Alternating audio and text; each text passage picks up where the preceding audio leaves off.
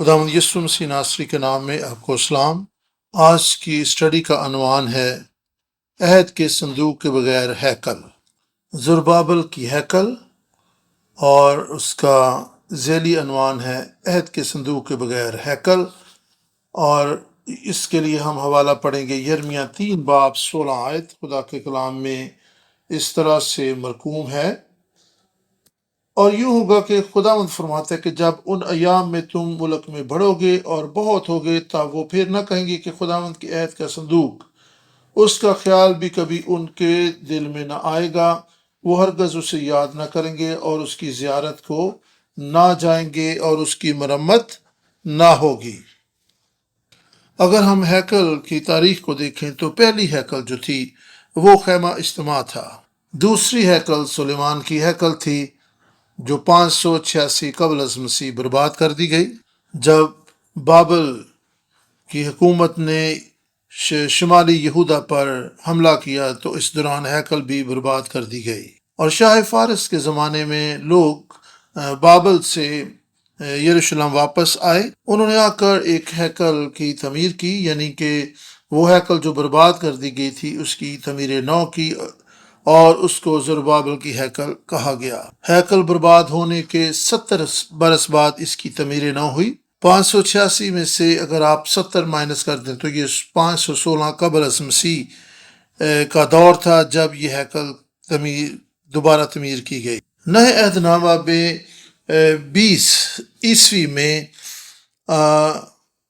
یہ زربابل کی ہیکل کی جو ہے دوبارہ سے مرمت کی گئی۔ 20 قبل از مسیح ہیرودیس نے زربابل کی ہیکل کی ٹوٹ پھوٹ کو درست کیا اور اس کو پھر سے مزید بحال اور خوبصورت کیا۔ پھر زربابل کی یہ ہیکل ہیرودیس کی ہیکل کے نام سے جانی اور پہچانی جانے لگی۔ جی ہاں، یہ زربابل ہی کی ہیکل تھی، لیکن چونکہ ہیرودیس نے اپنے دور اقتدار میں ایک بہت بڑی رینوویشن کی، اس کی تزئین و آرائش کی اور اس کو خوبصورت بنایا، تو اس لیے یہ ہیرودیس کی ہیکل کے نام سے مشہور ہو گئی۔ عہد کا صندوق خیمہ اجتماع والی جو ہیکل تھی اس میں رکھا گیا تھا، اور بے شک یہ سلیمان کی ہیکل میں بھی رکھا گیا تھا، لیکن زربابل کی ہیکل میں عہد کا صندوق نہیں تھا۔ آئے ہم آج عہد کے صندوق کے تعلق سے سیکھیں، اور پہلا پوائنٹ جس پر ہم بات کریں گے عہد کے صندوق کا بنایا جانا۔ موسیٰ 8 مرتبہ کوہ سینا پر گیا تھا۔ چھٹی مرتبہ مرد خدا موسیٰ تیسرے مہینے کی 8ویں تاریخ سے چوتھے مہینے کی 17 تاریخ تک کوہ سینا پر گیا اور وہاں پر ٹھہرا رہا۔ 40 دن وہ کوہ حورب یا کوہ سینا پر ٹھہرا رہا۔ اس دوران خدا نے اسے خیمہ اجتماع کا سارا نقشہ اور شریعت دی۔ مرد خدا موسیٰ جب نیچے آیا تو اس نے دیکھا کہ بنی اسرائیل نے سونے کا بچڑا بنا لیا ہے اور وہ اس کی پوجا پرستش کر رہے ہیں۔ اس نے اپنے ہاتھ سے پتھر کی دونوں لوہے پٹک دیں اور وہ ٹوٹ گئیں۔ پھر مرد خدا موسیٰ 7ویں بار کوہ سینا پر گیا، اور یہ چوتھے مہینے کی 18 تاریخ سے 5ویں مہینے کی 28 تاریخ کا قیام ہے۔ اس دوران وہ خدا کے حضور بنی اسرائیل کے گناہوں کی معافی کے لیے شفاعت کرتا رہا۔ پھر مرد خدا موسیٰ 5ویں مہینے کی 30 تاریخ سے 7ویں مہینے کی 10ویں تاریخ کو تک کہہ سکتے ہیں کہ وہ کوہ سینا پر گیا، اور 40 دن مزید اس نے وہاں پر گزارے، یعنی 5ویں مہینے کی 30 تاریخ سے 7ویں مہینے کی 10 تاریخ تک وہ کوہ سینا پر رہا۔ اس دوران خدا نے پھر سے پتھر کے لوہوں پر 10 احکام لکھے۔ اگر آپ غور کریں تو 7ویں دفعہ جب مرد خدا موسیٰ پہاڑ پر گیا، یعنی کوہ سینا پر گیا، اور 8ویں مرتبہ جب وہ کوہ سینا پر گیا، تو یہاں پر اگر آپ غور کریں تو 5ویں مہینے کی 29ویں تاریخ جو ہے اس کا کہیں ذکر ہمیں نہیں ملتا۔ اس دوران خدا نے موسیٰ کو حکم دیا کہ وہ پتھر کی 2 لوہے کاٹے، ان کو تراش کر آسمان پر پہاڑ پر لے کر آئے، اور 5ویں مہینے کی 29 تاریخ کو مرد خدا موسیٰ نے پتھر کی 2 لوہیں تیار کیں۔ اگر آپ خروج 25 باب اور اس کی 10 اور 11 آیت کو دیکھیں تو یہاں پر ہم خدا کے کلام میں اس طرح سے پڑھتے ہیں: اور وہ کیکر کی لکڑی کا ایک صندوق بنائیں جس کی لمبائی 2.5 ہاتھ اور چوڑائی 1.5 ہاتھ اور اونچائی 1.5 ہاتھ ہو، اور تو اس کے اندر اور باہر خالص سونا منڈا، اور اس کے اوپر گردا گرد ایک زری تاج بنانا۔ 5ویں مہینے کی 29ویں تاریخ کو مرد خدا موسیٰ نے عہد کے صندوق کو تیار کیا، یعنی 29 تاریخ جو 5ویں مہینے کی، اس میں خدا کے حکم کے مطابق مرد خدا موسیٰ نے 2 کام کیے۔ نمبر 1، پتھر کی 2 لوہیں اس نے کاٹی، ان کو تراشا، تیار کیا، اور پھر عہد کے صندوق کو اس نے اس دن، اس تاریخ کو خدا کے حکم کے مطابق تیار کیا۔ عہد کا یہ صندوق پہلی مرتبہ تیار کیا گیا اور یہ لکڑی سے بنایا گیا، اور ابھی ہم نے 25 باب کی 10 اور 11 آیت میں اس کی لمبائی، چوڑائی، اس کے سائز اور اس پر سونا مڑے جانے کے تعلق سے ابھی سب کچھ پڑھا ہے۔ 5ویں مہینے کی 29 تاریخ کو پہلی مرتبہ عہد کا صندوق جو لکڑی سے بنایا گیا تھا، وہ تاریخ میں ہمیں دیکھنے کو ملتا ہے، یا پہلی دفعہ ہم اس کا ذکر پڑھتے ہیں۔ خدا کے حکم کے مطابق پہلی مرتبہ عہد کے صندوق کو عین اسی نقشے اور سائز کے مطابق جو خدا نے مرد خدا موسیٰ کو کوہ سینا کے پہاڑ پر دیا تھا، اس عہد کے صندوق کو لکڑی سے بنایا گیا، یعنی اس کی لمبائی، چوڑائی، اونچائی عین اسی ہدایت، رہنمائی اور حکم کے مطابق تھی جو خدا نے مرد خدا موسیٰ کو کوہ سینا پر بتایا تھا۔ 8ویں مرتبہ جب مرد خدا موسیٰ پہاڑ پر گیا تو اس دوران بنی اسرائیل جو ہے وہ خیمہ اجتماع کو تیار کرتے رہے، اور اسی دوران انہوں نے عہد کے صندوق کو دی گئی ہدایت کے مطابق اس کو ڈیکوریٹ کیا، یعنی اس کے اندر اور باہر خالص سونا منڈا گیا، اور اس کے اوپر گردا گرد ایک زری تاج، یعنی سونے کا تاج بنایا گیا، اور یہ اس ہدایت اور رہنمائی کے مطابق تھا جو خدا نے موسیٰ کو دی تھی۔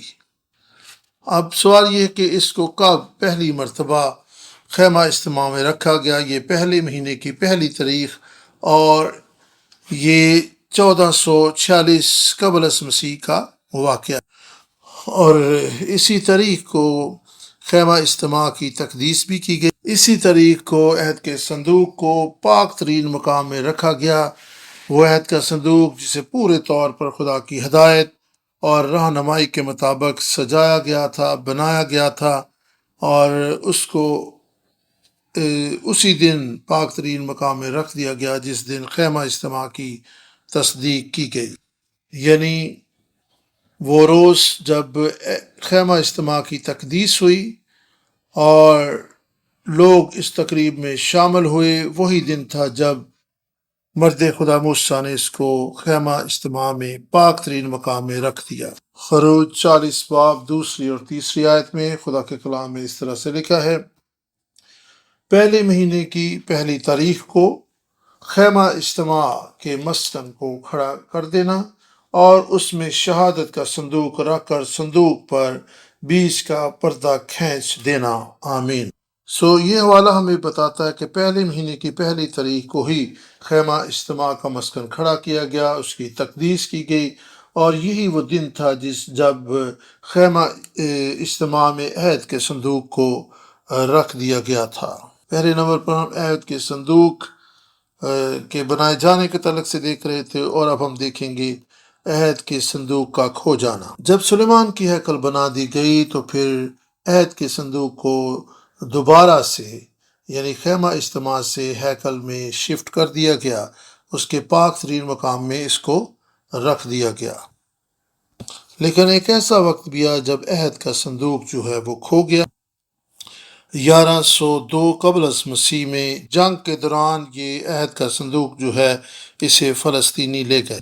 سب سے پہلے ہم دیکھیں گے کہ عہد کا صندوق جو ہے کس طریقہ سے ایک جگہ سے دوسری جگہ لے جایا جاتا تھا۔ بنی اسرائیل جب ملک کنعان میں داخل ہو چکے تھے، ملک کنعان میں داخل ہونے سے پہلے آخری مقام جہاں پر انہوں نے خیمہ اجتماع انہوں نے اپنے خیمے لگائے تھے، وہ جلجال کا مقام ہے۔ جلجال کے مقام پر خیمہ اجتماع میں عہد کے صندوق کو رکھا گیا تھا۔ جب بنی اسرائیل ملک کنعان کو فتح کر رہے تھے تو جلجال جو ہے یہ ان کے فوجی ٹھکانوں کا یا فوجی اڈا آپ کہہ سکتے ہیں کہ جلجال کو فوجی اڈے کے طور پر استعمال کیا جاتا تھا۔ خیمہ اجتماع جلجال کے مقام پہ تھا اور عہد کے صندوق کو بھی اس میں رکھا گیا تھا۔ پھر مزید علاقوں کو فتح کرنے کے لیے انہوں نے خیمہ اجتماع کو سیلا میں منتقل کر دیا تاکہ وہ لڑائی میں مزید پیش قدمی کر سکیں۔ خیمہ اجتماع پہلے جلجال میں تھا، پھر جنگ میں مزید پیش قدمی کرنے کے پیش نظر انہوں نے جلجال سے خیمہ اجتماع کو سیلا میں منتقل کر دیا، اور سیلا کے مقام پر جب خیمہ اجتماع لگا گیا تو عہد کے صندوق کو بھی وہاں پر منتقل کر دیا گیا۔ یشوع 18 باب اور اس کی پہلی آیت سے، اور بنی اسرائیل کی ساری جماعت نے سیلا میں جمع ہو کر خیمہ اجتماع کو وہاں کھڑا کیا، اور وہ ملک ان کے آگے مغلوب ہو چکا تھا۔ آمین۔ ظاہری بات ہے کہ جب خیمہ اجتماع کو جلجال سے سیلا میں منتقل کیا تو جو خیمہ اجتماع اس میں تھا، یقینی بات ہے کہ وہ بھی اس کے ساتھ ہی جلجال سے سیلا میں منتقل کر دیا گیا۔ تاہم افیق کے مقام پر فلسطینیوں سے لڑتے ہوئے خیمہ اجتماع جو ہے وہ ان کے ہاتھ سے نکل گیا۔ اس کے لیے آپ پہلا سیموئیل 4 باب 1 آیت کو دیکھ سکتے ہیں۔ خدا کے کلام میں اس طرح لکھا ہے، اور سیموئیل کی بات سب اسرائیلیوں کے پاس پہنچی، اور اسرائیلی فلسطینیوں سے لڑنے کو نکلے اور ابن عزر کے آس پاس ڈیرے لگائے، اور فلسطینیوں نے افیق میں خیمے کھڑے کیے۔ اور اس طرح پہلا سیموئیل 4 باب کی 11 آیت کو اگر آپ دیکھیں تو وہاں پر ہمیں اس طرح سے لکھا ملتا ہے، اور خدا کا صندوق چھن گیا، اور ایلی کے دونوں بیٹے حفنی اور فینحاس مارے گئے۔ افیق کے مقام پر فلسطینیوں سے جنگ کرتے ہوئے بنی اسرائیل خیمہ عہد کے صندوق کو میدان جنگ میں لے گئے تھے، اور چونکہ وہ یہ جنگ ہار گئے اس لیے فلسطی ان سے عہد کے صندوق کو بھی چھین کر لے، کیونکہ ایلی کہن کے دونوں بیٹے حفنی اور فینحاس جو عہد کے صندوق کی محافظت پر مقرر تھے وہ اس میدان جنگ میں مارے گئے، اس لیے عہد کا صندوق بھی فلسطی ان سے چھین کر بنی اسرائیل سے چھین کر لے گئے۔ عہد کے صندوق کے رکھوالے مر گئے تو پھر عہد کا صندوق بھی ان سے چھن گیا۔ پہلا سیموئیل 4 باب اور 21ویں آیت کو اگر آپ دیکھیں تو خدا کے کلام میں ہمیں اس طرح سے ملتا ہے، اور اس نے اس لڑکے کا نام یکبود رکھا، اور کہنے لگی کہ حشمت اسرائیل سے جاتی رہی، اس لیے کہ خدا کا صندوق چھن گیا تھا اور اس کا خسر اور خاوند جاتے رہے تھے۔ بائبل مقدس بیان کرتی کہ افیق کے مقام کا فلسطینیوں سے لڑتے ہوئے بنی اسرائیل عہد کے صندوق کو میدان جنگ میں لے گئے، جنگ وہ ہار گئے، اور اس طرح سے عہد کا صندوق بھی ان کے ہاتھوں سے نکل گیا۔ اور 21ویں آیت میں ہم نے پڑھا، چونکہ عہد کا صندوق ان سے چھن گیا تھا اس لیے حشمت اور جلال بھی ان کے درمیان سے اٹھ گیا تھا۔ یہاں پر ترتیب دیکھیں کہ سب سے پہلے فلسطینیوں سے جنگ ہوتی ہے، اور بنی اسرائیل اس کو عہد کے صندوق کو میدان جنگ میں لے آتے ہیں، وہ جنگ ہار جاتے ہیں، اور پھر عہد کا صندوق بھی ان سے چھن جاتا ہے، اور اس کے نتیجہ میں خدا کی حشمت اور جلال بھی ان کے درمیان نہیں رہتا۔ کیا یہاں پر بائبل مقدس ہمیں یہ سکھا رہی ہے کہ عہد کا صندوق بہت اہم تھا، اس لیے اس کو حاصل کرنے کے لیے، اس کو اپنے پاس رکھنے کے لیے آپ کو ہر ممکن کوشش اور جدوجہد کرنا تھی، کیونکہ اس میں آپ کی فتح تھی اور یہ بڑی روحانی اہمیت کا حامل تھا۔ کیا بائبل مقدس ہمیں یہ سکھا رہی ہے کہ عہد کے صندوق میں بڑی قدرت تھی کہ جب وہ عہد کا صندوق چھن گیا تو خدا کی حشمت اور جلال بھی ان کے درمیان سے جاتا رہا۔ کیا ہم یہاں پر یہ سیکھ رہے ہیں؟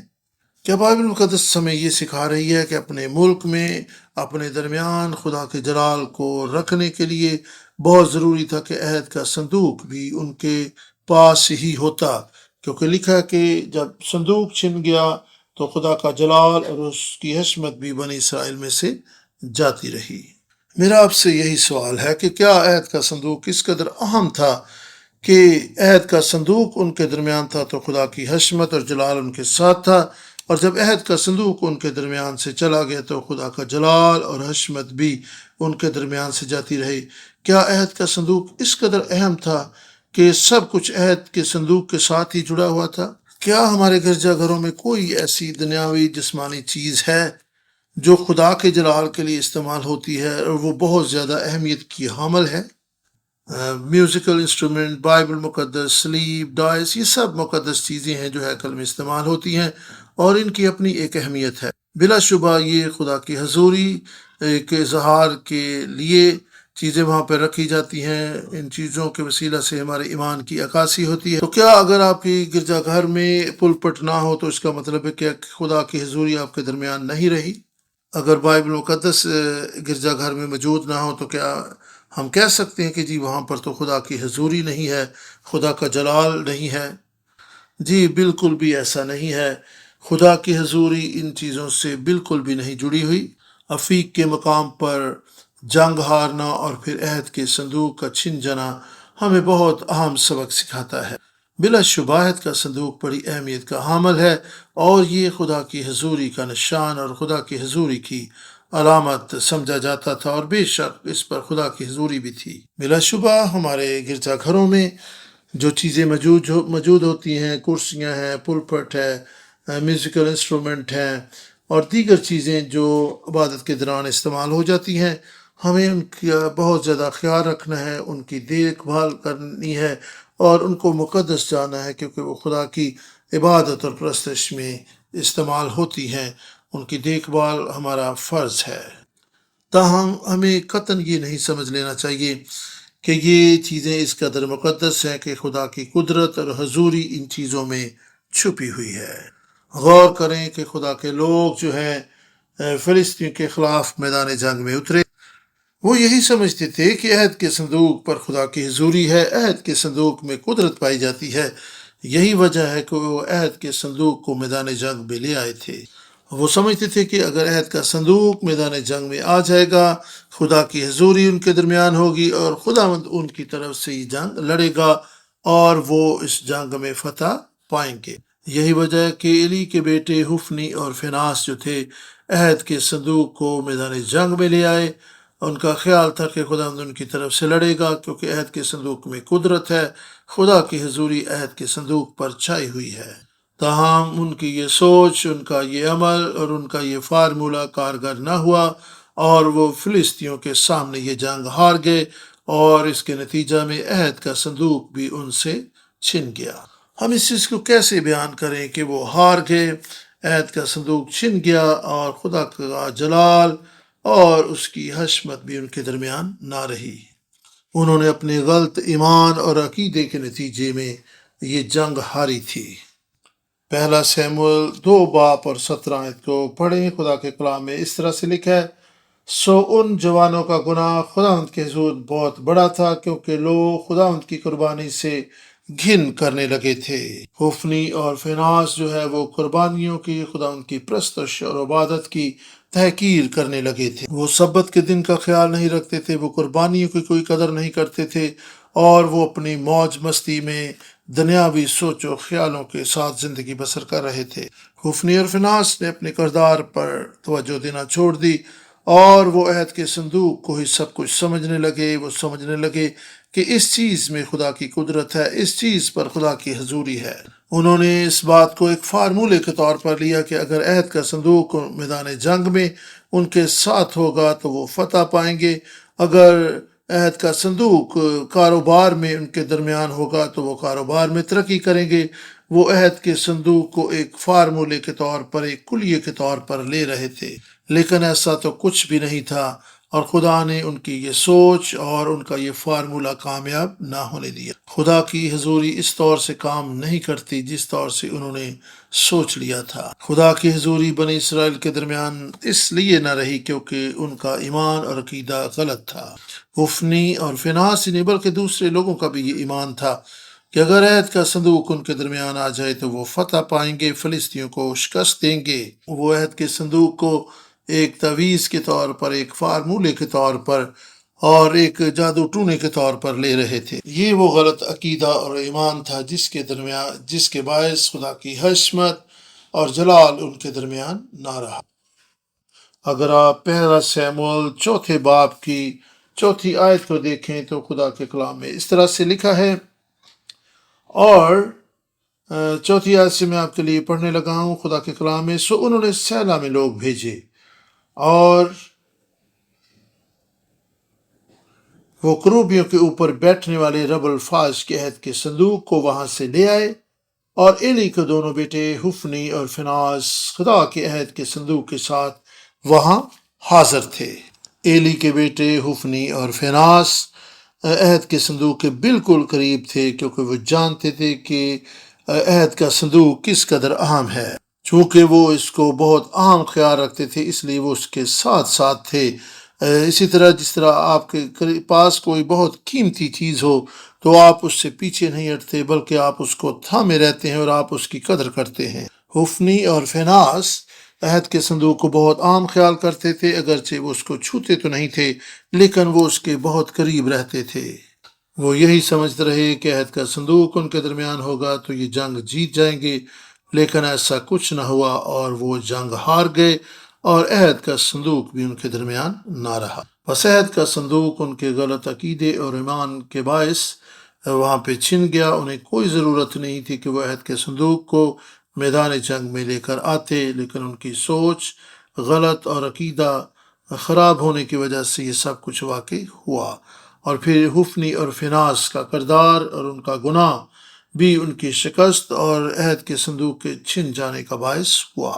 میں بالکل یہی کہہ رہا ہوں کہ عہد کا صندوق پاک تھا، اور جس طرح کہ آج کے دور میں گرجا گھر میں موجود میوزیکل انسٹرومنٹ، ڈائس اور سلیب اور دوسری چیزیں پاک ہیں، اور ان کا ہمیں خیال رکھنا ہے، احترام کرنا ہے۔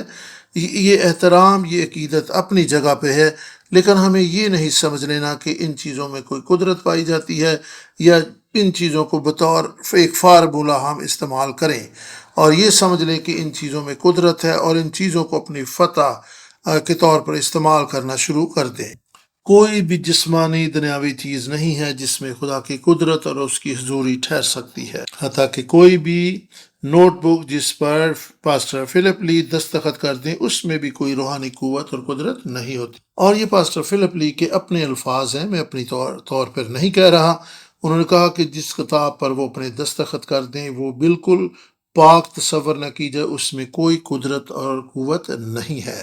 حتیٰ کہ کوئی بھی بہت بڑا بشپ یا بہت بڑا عظیم خادم کسی کو دستخط کر دے، آٹوگراف دے دے، تو اس کاغذ کے ٹکڑے یا کاپی کتاب کو مقدس خیال نہ کیا جائے۔ کسی بھی دنیاوی چیز میں نہیں، بلکہ درست ایمان پر خدا کی حضوری آتی ہے، خدا کی قدرت کام کرتی ہے۔ اگر حفنی اور فناس اور بنی اسرائیل کا ایمان درست ہوتا تو خدا کا جلال اور عصمت ان کے درمیان ٹھہرتی اور وہ جنگ میں فتح پاتے۔ حفنی اور فناس کی بد کرداری اور ان کے غلط عقیدے کے باعث خدا کی حشمت اور جلال بنی اسرائیل کے درمیان نہ رہا۔ جب ہم خدا پر درست ایمان رکھیں گے، خدا ہماری مدد کرے گا، ہمیں رہائی بخشے گا، ہمیں فتح بخشے گا۔ درست ایمان کے سبب سے خدا ہمیں مشکل وقت سے رہائی بخشے گا، برکت دے گا، بحال کرے گا۔ تیسرے نمبر پہ ہے عہد کے صندوق کی واپسی۔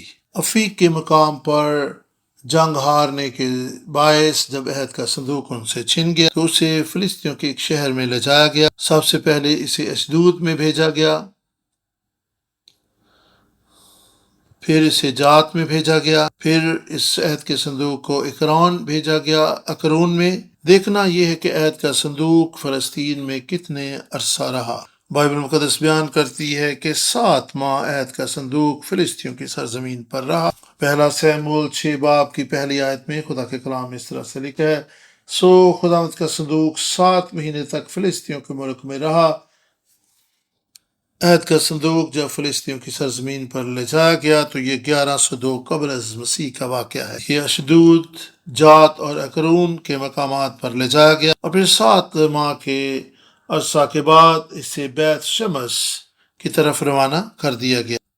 اگر آپ پہلا سیموئیل 6 باب اور اس کی 12ویں آیت کو دیکھیں تو خدا کے کلام میں اس طرح سے لکھا ہے، ان گائیوں نے بیت شمس کا سیدھا راستہ لیا، وہ سڑک ہی سڑک ڈکارتی گئیں اور دہنے یا بائیں ہاتھ نہ مڑی، اور فلسطی سردار ان کے پیچھے پیچھے بیت شمس کی سرحد تک گئے۔ میں 10ویں اور 11ویں آیت کو بھی آپ کے سامنے پڑھنا چاہوں گا۔ سو ان لوگوں نے ایسا ہی کیا اور دو دودھ والی گائیں لے کر ان کو گاڑیوں میں جوتر ان کے بچوں کو گھر میں بند کر دیا، اور خداوند کے صندوق اور سونے کی چوئیوں اور اپنی گلٹیوں کی مورتوں کے صندوق چاکا گاڑی پر رکھ دیا۔ اور 12ویں آیت پھر سے آپ کے لیے پڑھنے لگا۔ ان گائیوں نے بیت شمس کا سیدھا راستہ لیا، وہ سڑک ہی سڑک ڈکارتی گئیں اور دہنے یا بائیں ہاتھ نہ مڑی، اور فلسطی سردار ان کے پیچھے پیچھے بیت شمس کی سرحد تک گئے۔ 7 ماہ کے عرصہ کے دوران کیا ہوا؟ جہاں کہیں عہد کا صندوق گیا وہاں پر ان کے بتوں کو اس نے پامال کر دیا، اور آپ کہہ سکتے ہیں کہ عہد کا یہ صندوق ان کے لیے بڑی مصیبت کا باعث ہوا۔ اس کو پہلے اشدود میں، پھر جات، پھر اکرون، اور بالآخر اسے بیت شمس کی طرف روانہ کر دیا گیا۔ اور پھر فلسطینیوں کے جو امراء تھے، افسران بالا تھے، انہوں نے یہی سوچا کہ اچھا ہے کہ ہم اس عہد کے صندوق کو بنی اسرائیل کو واپس کر دیں۔ انہوں نے کہا کہ اچھا ہے کہ ہم ایک گاڑی لیں اور ان میں گائیوں کو جوتیں جو دودھ دینے والی ہیں، اور اگر یہ گاڑی سیدھی بیت شمس کی طرف جائے تو پھر سمجھ لیں گے کہ یہ درست جگہ پر چلا گیا ہے، اور اگر ایسا نہ ہوا تو پھر ہم نہیں جانتے کہ ہم کیا کریں۔ وہ یہ بھی سمجھتے تھے کہ اگر گاڑی بیت شمس کی طرف نہ گئی تو پھر ہم اس کو واپس لے لیں گے، لیکن گاڑی سیدھی بیت شمس کی طرف گئی، اور وہ سمجھ گئے کہ عہد کا صندوق انہیں واپس نہیں لینا چاہیے، یہ درست جگہ پر پہنچ جائے گا۔ بس انہوں نے بیت شمس میں رہنے والے لوگوں کے سپرد اس طریقے سے عہد کے صندوق کو کر دیا۔ 7 ماہ کے بعد عہد کا صندوق بیت شمس کے مقام پر واپس آ گیا۔ بیت شمس کے لوگ بیٹھ گئے اور بات چیت کرنے لگے کہ ہم اس عہد کے صندوق کے ساتھ کس طرح سے پیش آئیں اور اس کے تعلق سے کیا عملی قدم اٹھائیں۔ چونکہ وہ لاوی نہیں تھے، اس لیے وہ اس عہد کے صندوق کو لے نہیں سکتے تھے، اس کو سنبھال نہیں سکتے تھے، اور نہ اس کی دیکھ بھال کر سکتے تھے۔ پس انہوں نے کریت یاریم کے لوگوں کو عہد کے صندوق کے ان کے پاس آنے کی خبر دی۔ پس کریت یاریم کے لوگ آئے اور اس عہد کے صندوق کو امینداب کے گھر لے گئے۔ امینداب کا گھر ایک پہاڑی پر واقع تھا، اور انہوں نے امینداب کے بیٹے کو مخصوص کیا کہ وہ بطور کاہن اس عہد کے صندوق کی دیکھ بھال۔ پس ہم دیکھ سکتے ہیں کہ بیت شمس سے عہد کا صندوق جو ہے امینداب کے گھر منتقل کر دیا گیا۔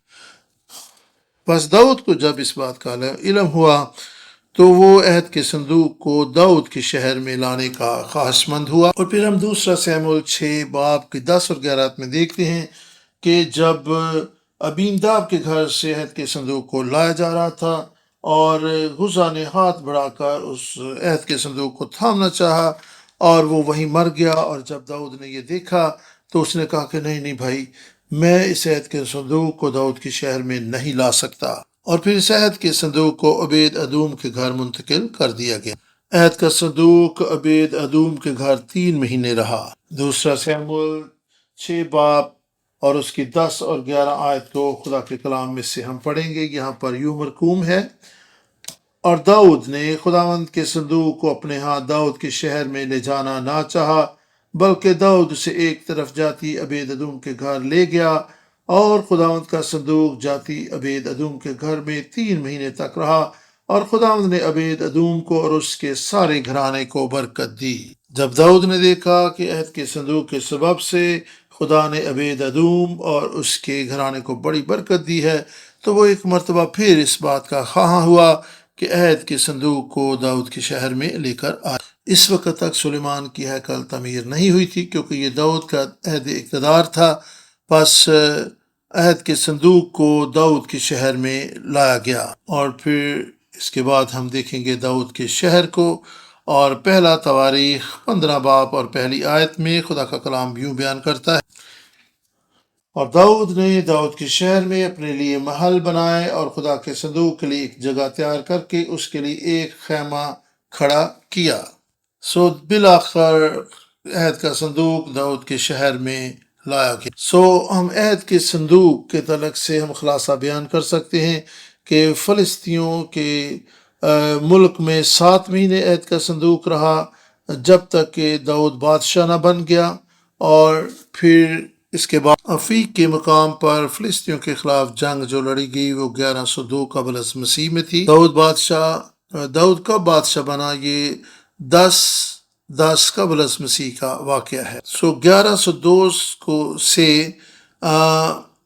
اگر ہم داؤد بادشاہ کے بعد بادشاہ بنے تک کے عرصہ کو دیکھیں، یعنی 10 قبل از مسیح تک، تو یہ 92 برس کا عرصہ بنتا ہے۔ پھر داؤد جب بادشاہ بن گیا تو اس نے حبرون میں 7 برس 6 مہینے بادشاہی، اور پھر جب داؤد پوری بنی اسرائیل کا بادشاہ بن گیا اور وہ یروشلم میں شفٹ ہو رہا تھا، یہی وہ موقع ہے جب اس نے پہلی مرتبہ داؤد کے شہر میں عہد کے صندوق کو دوبارہ سے لے جانا چاہا، لیکن وہ ناکام رہا اور وہ اپنے شہر میں اس کو نہ لے جا سکا، اور پھر عبید ادوم کے گھر میں 3 مہینے تک عہد کا صندوق رہا، اور اس کے بعد عہد کا صندوق جو ہے وہ داؤد کے شہر میں لایا گیا۔ اگر ہم فلسطینیوں کے ملک میں عہد کے صندوق کے جانے اور پھر عبید ادوم کے گھر 3 ماہ رہنے، سارے اعداد و شمار کو دیکھیں تو یہ 101 برس اور 4 مہینے کا عرصہ بنتا ہے جب عہد کا صندوق داؤد کے شہر میں لایا گیا، یعنی فلسطینیوں کے عہد کے صندوق کو چھین کر لے جانے کے 101 برس اور 4 مہینے بعد عہد کا صندوق داؤد کے شہر میں لایا گیا۔ کہنے کا یہ مقصد نہیں کہ 101 برس 4 مہینے تک عہد کا صندوق غیر اقوام کے ہاتھوں میں رہا، ایسا نہیں، بلکہ فلسطینیوں کے ملک میں تو عہد کا صندوق صرف 7 مہینے رہا تھا، اور پھر داؤد جب بادشاہ بن گیا اور پھر اس نے حبرون میں سلطنت کی، اس دوران آپ دیکھ سکتے ہیں جاتی عبید ادوم کے گھر میں رہا اور امیناداب کے گھر میں عہد کا صندوق رہا، اور اس اعداد و شمار کو آپ دیکھ سکتے ہیں اسکرین پر۔ سیلا سے عہد کے صندوق کے جانے کے بعد 101 برس بعد داؤد کے شہر میں عہد کا صندوق واپس آ گیا۔ عہد کے صندوق کے واپس آنے کے بعد اس کو ہیکل میں رکھا گیا۔ سلیمان نے ہیکل کو 8ویں مہینے میں 959 قبل از مسیح مکمل کر لیا۔ ہیکل کی تعمیر میں 6 سال 6 مہینے کا عرصہ لگ گیا، اور ہم اس تفصیل میں نہیں جائیں گے کہ ہیکل کی تعمیر میں واقعی کتنا وقت لگا تھا، اور جب ہیکل کی تزئین و آرائش اور تعمیر کا کام مکمل ہو گیا تو سلیمان کی ہیکل کے پاک ترین مقام میں عہد کے صندوق کو رکھ دیا گیا۔ پہلی سلاطین 8واں باب اور 6 آیت میں خدا کا کلام اس طرح سے بیان کرتا ہے۔ خدا کے کلام میں لکھا ہے 6 آیت میں، اور کاہن خداوند کے عہد کے صندوق کو اس کی جگہ پر اس گھر کی الہام گاہ میں، یعنی پاک ترین مقام میں، عین کروبیوں کے بازوں کے نیچے لے آئے۔ جب عہد کے صندوق کو دوبارہ سے ہیکل میں رکھا گیا، یعنی سیلا کے مقام سے نکلنے کے بعد جب مختلف جگہوں پر عہد کا صندوق رہا اور پھر واپس آیا اور اس کو دوبارہ سے ہیکل میں رکھا گیا، تاہم بائبل مقدس بیان کرتی ہے کہ عہد کے صندوق میں کیا کچھ رکھا ہوا تھا۔ پہلی سلاطین 8 باب اور 9 آیت میں خدا کا کلام اس طرح بیان کرتا ہے، اور اس صندوق میں کچھ نہ تھا سوا پتھر کی ان 2 لوہوں کے جن کو وہاں موسیٰ نے حورب میں رکھ دیا تھا، جس وقت کہ خداوند نے بنی اسرائیل سے جب وہ ملک مصر سے نکل آئے عہد باندھا تھا۔ عہد کے صندوق میں پتھر کی 2 لوہیں اور من سے بھرا وہ ایک مرتبان تھا، اور پھر تیسری چیز جو اس میں تھی وہ ہارون کا پھلا پھولا عصا تھا۔ بائبل مقدس بیان کرتی ہے کہ جب سلیمان کی ہیکل میں عہد کے صندوق کو رکھا گیا تو اس میں صرف پتھر کی 2 لوہیں تھی اور من سے بھرا ہوا مرتبان، اور ہارون کا پھلا پھولا عصا جو ہے وہ اس عہد کے صندوق میں موجود نہیں تھا۔ 2 چیزیں پہلے ہی گم چکی تھی، اور صرف 2 پتھر کی لوہیں تھی جو اس عہد کے صندوق میں رکھی گئی تھی۔ میرا ایمان ہے کہ افیق کے مقام پر فلسطینیوں سے جنگ سے پہلے جب عہد کا صندوق سیلا کے مقام پر تھا تو اس میں یہ تینوں چیزیں ہی موجود تھی، یعنی ہارون کا پھلا پھولا عصا اور من سے بھرا ہوا مرتبان اور پتھر کی 2 لوہیں جن پر خدا نے 10 احکام لکھے تھے۔ لیکن اس وقت جب عہد کا صندوق سلیمان کی ہیکل میں پاک ترین مقام میں دوبارہ سے رکھا گیا تو دو چیزیں مس تھی، یعنی ہارون کا پھلا پھولا عصا اور من سے بھرا مرتبان موجود نہیں تھی، صرف پتھر کی دو لوہیں ہمیں وہاں پر دیکھنے کو ملتی ہیں، یا ان کے تعلق سے ہم یہاں پر پڑھتے ہیں۔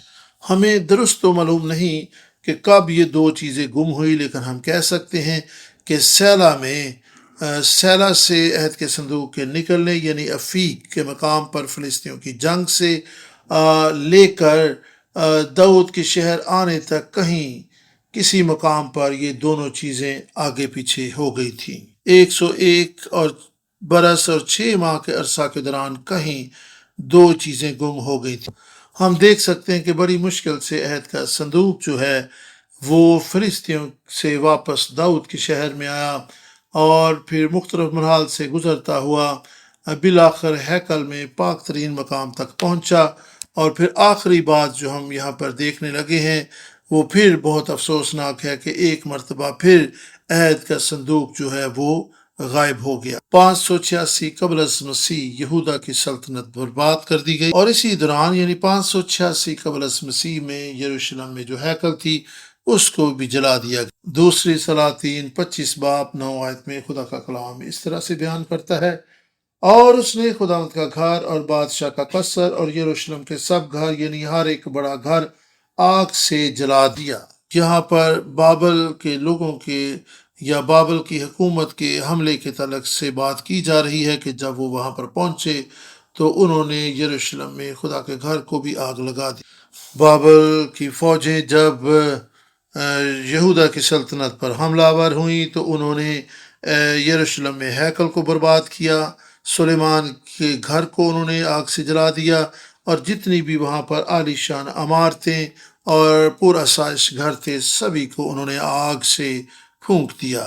بس 586 قبل از مسیح کا دور تھا جب سلیمان کی بنائی گئی خوبصورت پروقار ہیکل جو تھی وہ برباد کر دی گئی۔ 586 قبل از مسیح جب یہودا کی سلطنت برباد کی گئی تو اس کے ساتھ ہی یروشلم کی ہیکل، سلیمان کا محل اور دیگر عالی شان عمارتیں تحت کر دی گئیں۔ تاہم دوسرے سلاطین 25 باب 13 سے 17 آیت تک جو معلومات ہمیں ملتی ہیں وہ بھی بہت حیرت انگیز ہے۔ ان آیات میں ان تمام چیزوں کی فہرست دیکھنے کو ملتی ہے جو بابل کے فوجی یہاں سے لے کر گئے تھے۔ ان آیات میں تمام تفصیلات درج ہیں کہ وہ کتنے برتن اور کتنے کفگیر اور ساری چیزیں وہ وہاں سے لے کر گئے تھے، حتیٰ کہ وہاں پر جو 2 ستون تھے ان کو بھی وہاں سے لے کر چلے گئے تھے۔ آپ کو پتہ کیا ہے، کل کے سامنے 2 ستون تھے، ایک کا نام یقین تھا اور دوسرے کا کیا نام تھا؟ بوئز۔ یہ یقین اور بوئز ستون تھے، اور بائبل مقدس بیان کرتی ہے کہ بابل کی فوجیں ان ستونوں کو بھی اپنے ساتھ لے گئیں۔ یہ بہت بڑے ستون تھے، لیکن بابل کی فوجوں نے ان کو بھی نہ چھوڑا، حالانکہ ان کو وہاں سے لے جانا کوئی اتنا آسان کام نہیں تھا، لیکن پھر بھی ان کو وہ وہاں سے لے گئے۔ وہ ہیکل میں سے برتن اور دیگر چیزوں کو بھی لے گئے، اور اس کے ساتھ جاتے جاتے وہ ہیکل کے ان دونوں ستونوں یعنی یقین اور بوئز کو بھی اپنے ساتھ لے گئے۔ دوسرا سلاطین 25 باب 13 سے 17 آیت، آپ اس حوالہ کو نوٹ کر لیں اور بعد میں آپ اس حوالے کو ضرور پڑھیں۔ آپ کو اس حوالہ میں ان تمام چیزوں کی تفصیلات اور فہرست دیکھنے کو ملے گی جو بابل کے فوجی ہیکل سے لے کر گئے تھے۔ اس فہرست میں عہد کا صندوق ہمیں دیکھنے کو نہیں ملتا۔ ہو سکتا ہے کہ بابل کے فوجوں کے یہاں پر لوٹ مار کرنے سے پہلے، یہ چیزیں چرانے سے پہلے کسی نے عہد کے صندوق کو کہیں نہ کہیں چھپا دیا ہو، اور بابل کی فوجوں کو ہیکل میں عہد کا صندوق نہ ملا اور ہو سکتا ہے کہ اگر وہ انہیں کہیں نظر آ جاتا تو وہ اس کو بھی لے جاتے، کیونکہ اس پر بھی سونا مڈا ہوا تھا اور اسے بہت خوبصورتی سے بنایا گیا تھا۔ ہمیں نہیں پتا کس نے اور کیسے عہد کے صندوق کو چھپا دیا تھا، تاہم عہد کا صندوق جو ہے وہ بابل کی فوجوں کے ہاتھ سے بچ گیا اور یہ بابل میں لے جایا نہ گیا۔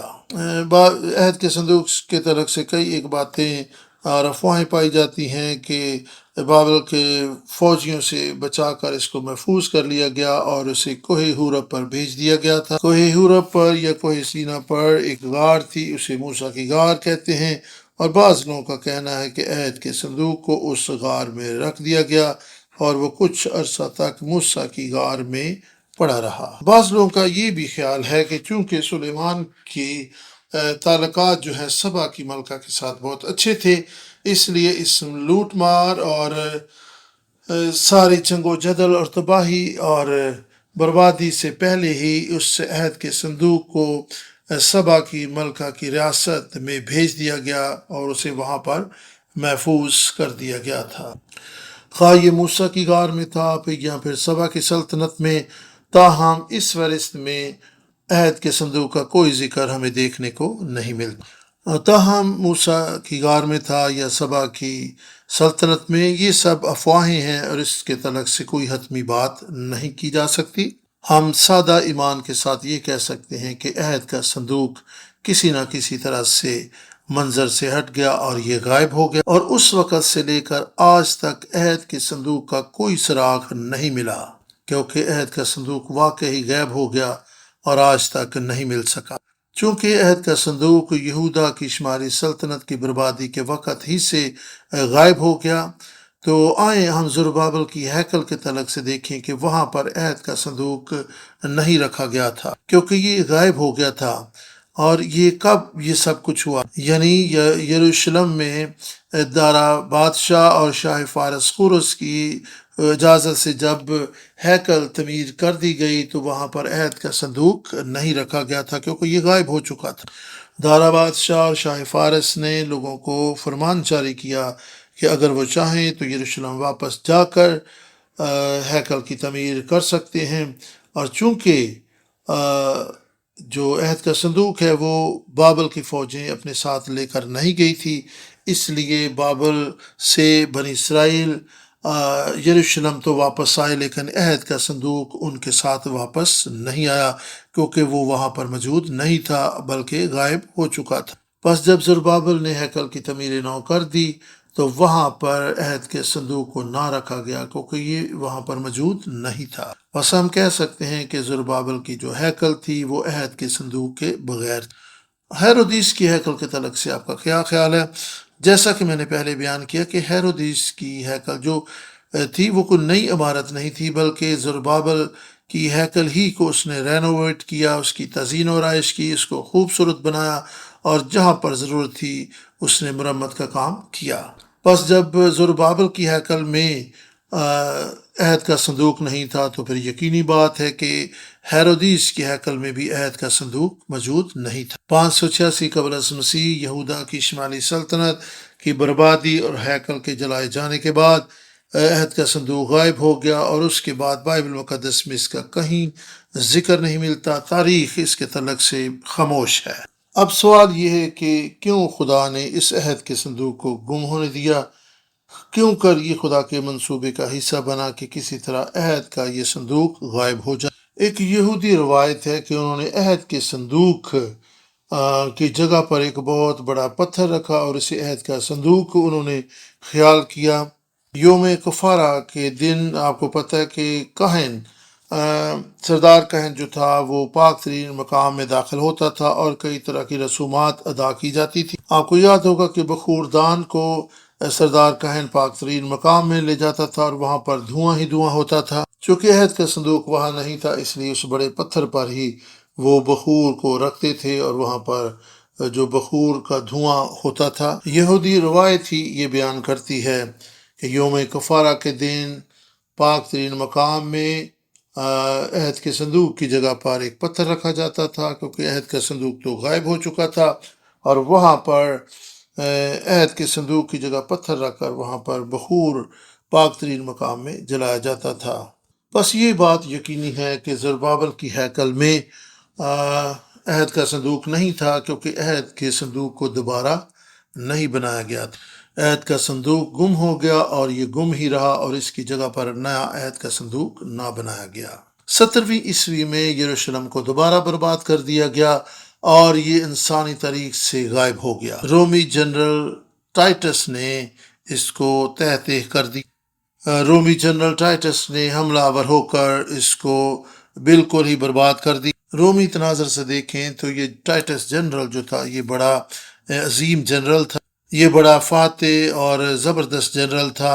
اور ٹائٹس جو جنرل تھا اس نے ایک آرچ بنایا اور اس پر بہت سے مختلف نقش جو تھے، نقوش جو تھے وہ کھودے، اور اس نے جو ستون سا کھڑا کیا تو اس میں چراغ دان، سونے کا چراغ دان بھی شامل ہے جو اس چٹان پر یا اس پتھر پر کھدا ہوا نظر آتا ہے۔ اس کے علاوہ نظر کی روٹیوں کی میز بھی وہاں پر پتھر پر کھدی ہوئی نظر آتی ہے۔ جنرل ٹائٹس کے دور میں رومی سپاہی ہیکل میں جو پاک چیزیں تھیں ان کو وہاں سے لے گئے، اور ٹائٹس کے نام سے جو آرچ بنایا گیا اس میں جو پتھر کا ستون تھا اس پر یہ چیزیں کھدی ہوئی ہمیں ملتی ہیں۔ تاہم عہد کے صندوق جیسی کوئی چیز دوبارہ نہ بنائی گئی اور نہ ہی عہد کے صندوق کا دوبارہ کوئی کھوج خرا مل سکا۔ ہم کہہ سکتے کہ 586 قبل از مسیح جب بابل کی فوجیں یروشلم پر حملہ آور ہوئیں، انہوں نے یہودا کی سلطنت کو برباد کیا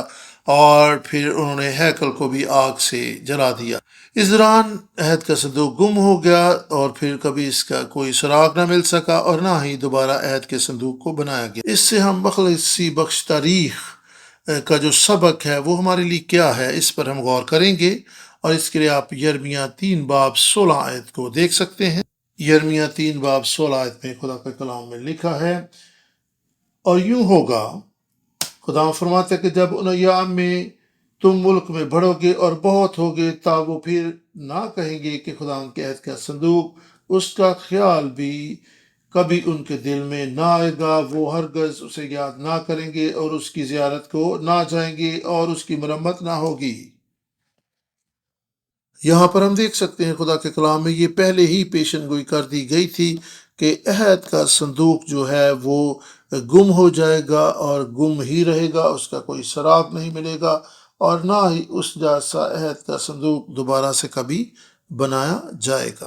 اور یہ بھی لکھا کہ لوگ اس عہد کے صندوق کے طالب نہ ہوں گے اور نہ ہی وہ اس کو بنانے کی کوشش کریں گے، اور یہ گم ہو چکا ہے اور یہ ہمیشہ گم ہی رہے گا، اور لوگ اس کی کبھی کوئی آرزو بھی نہیں کریں گے اور اس کو کبھی یاد نہ کریں گے اور نہ اس کے کبھی مشتاق ہوں گے۔ بس اس حوالہ کی روح سے یرمیہ 3:16 سے ہم سمجھ سکتے ہیں کہ عہد کے صندوق کا گم ہونا یہ خدا کے منصوبے کا حصہ تھا، اور یہ خدا ہی نے ایسا ہونے دیا تھا کہ عہد کا صندوق گم ہو جائے، اور یرمیہ نبی کی معرفت، یہ کلام، یہ پیشن گوئی پہلے ہی خدا نے اپنے کلام میں لکھوا دی تھی کہ ایسا ہوگا۔ لیکن غور کرنے کی بات ہے کیوں خدا نے یہ منصوبہ بنایا، کیوں خدا نے ایسا ہونے دیا کہ عہد کا صندوق گم ہو جائے اور اس کا سراغ نہ ملے اور دوبارہ عہد کے صندوق کو بنایا بھی نہ جائے؟ آخر ایسا کیوں؟ غور کریں کہ صندوق کا نام تھا عہد کا صندوق۔ غور کریں کہ عہد جدید میں عہد کا مرکز اور محور کیا ہے۔ نئے عہد نامہ میں مرکزی شخصیت یا مرکزی چیز کون سی ہے؟ یسوع مسیح ہی نئے عہد کا مرکز اور محور ہے۔ خدا نے یہ سب کچھ ہونے دیا تاکہ عہد کا صندوق گم ہو جائے، تاکہ لوگ جو ہیں وہ کسی دنیاوی یا مادی چیز پر نظر نہ لگائیں، بلکہ نئے عہد کے مرکز اور محور خداوند یسوع مسیح پر نظر لگائیں، جو ایمان کا بانی اور عمل کرنے والا ہے اور جو نئے عہد نامے میں مرکزی حیثیت رکھتا ہے۔ خدا کا یہ منصوبہ تھا، اس لیے خدا نے عہد کے صندوق کو منظر سے ہٹ جانے دیا، گم ہو جانے دیا، تاکہ لوگوں کی توجہ عہد کے صندوق پر نہیں بلکہ نئے عہد نامہ میں جو مرکزی حیثیت ہے خداوند یسوع مسیح، اس پر لوگوں کی نظر لگ سکے اور وہ اپنی نجات، اپنے مسائل کے حل، گناہوں کی معافی اور خدا کی قربت کے لیے یسوع کے مشتاق ہوں۔ پہلا کرنتھیوں 11 باب اور اس کی 25 آیت میں خدا کا کلام اس طرح سے بیان کرتا ہے، اس طرح اس نے کھانے کے بعد پیالہ بھی لیا اور کہا، یہ پیالہ میرے خون میں نیا عہد ہے، جب کبھی پیو میری یادگاری کے لیے یہی کیا کرو۔ خدا کے کلام کا پڑھا اور سنا جانا ہم سب کے لیے باعث برکت ہو۔ وہ پیالہ جو خداوند نے لیا وہ نئے عہد نامے یا نئے عہد میں ایک پیش رفت تھی، اور یسوع کے خون کے سبب سے وہ عہد باندھا گیا۔ یسوع مسیح ہی نیا عہد ہے۔ یسوع مسیح کے وسیلہ ہی سے نیا عہد خدا اور انسان کے درمیان قائم کیا۔ اگر پرانے عہد نامہ میں عہد کا صندوق خدا کے عہد کی یاد دلاتا تھا یا خدا کے عہد کی علامت تھا، تو خدا یسوع مسیح کے خون کس میں جو عہد باندھا گیا ہے وہ اس کے عہد کی یادگار کیوں نہیں بن سکتا؟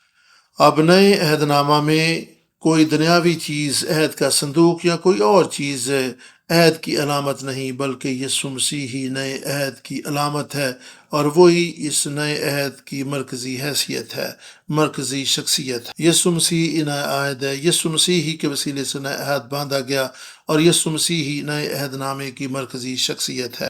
عہد کا صندوق اس لیے خدا نے غائب ہونے دیا تاکہ ہم یسوع پر اپنی نظریں لگا سکیں۔ خدا نہیں چاہتا تھا کہ ہم کسی جسمانی یا دنیاوی چیز کے باعث توہم پرستی کا شکار ہو جائیں، بلکہ ہماری آنکھیں ایمان کے بانی کا عمل کرنے والے یسوع پر لگی رہیں۔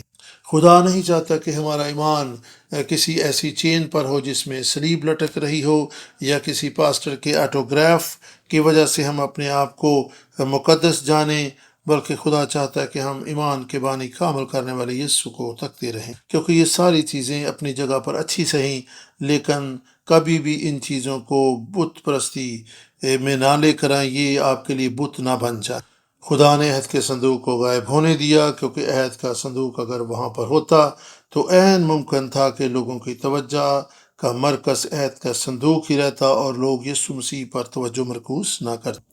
اور یہی وجہ ہے کہ خدا نے موسیٰ کی قبر جو ہے وہ بھی لوگوں کی نظروں سے چھپائی، اور آج تک اس کا کسی کو علم نہیں ہو سکا۔ وجہ یہی تھی کہ اگر عہد کے صندوق کی طرح موسیٰ کی قبر بھی ہوتی تو لوگ وہاں پر زیارت کے لیے جاتے، اس کو مقدس جانتے، لیکن خدا نہیں چاہتا تھا کہ ایسا ہو، اس لیے خدا نے اس قبر کو بھی غائب کر دیا اور کوئی اس کا پتہ نہ لگا سکا۔ خدا چاہتا تھا کہ لوگ موسیٰ کی قبر پر نہیں بلکہ موسیٰ کی معرفت جو کچھ اس نے لکھوایا تھا اس پر اپنی توجہ مرکوز رکھیں، اور نئے عہد نامے کا مرکز اور محور خداوند یسوع مسیح کی ذات اقدس ہے۔ اگر آثار قدیمہ کے لوگ آج بھی عہد کے صندوق کی تلاش میں ہیں تو یہ اچھی بات ہے، وہ اپنا کام جاری رکھیں، لیکن آئیں آپ اپنی نظر ایمان کے بانی کا عمل کرنے والے یسوع پر لگائیں، کیونکہ وہی نئے عہد نامے کا مرکز اور محور ہے، وہی پاک ترین مقام ہے، وہی ہماری نجات ہے، وہی ہمارا سردار کاہن ہے۔ یسوع کو اپنے دلوں، اپنی زندگیوں میں مرکزی جگہ دیں، اپنے مقدس میں یسوع کو ہی بادشاہی کرنے دیں، اسی کا تخت آپ کی زندگی پر قائم رہے۔ میری دعا ہے کہ خداوند یسوع مسیح آپ کی ہیکل میں تخت نشین ہو، اسے آپ کی زندگی میں اول درجہ ملے، وہ آپ کی زندگی میں مرکزی حیثیت پائے، اس کا نام آپ کی زندگی میں سربلند ہو، اسی کے نام کو عزت اور جلال ملے۔ آمین۔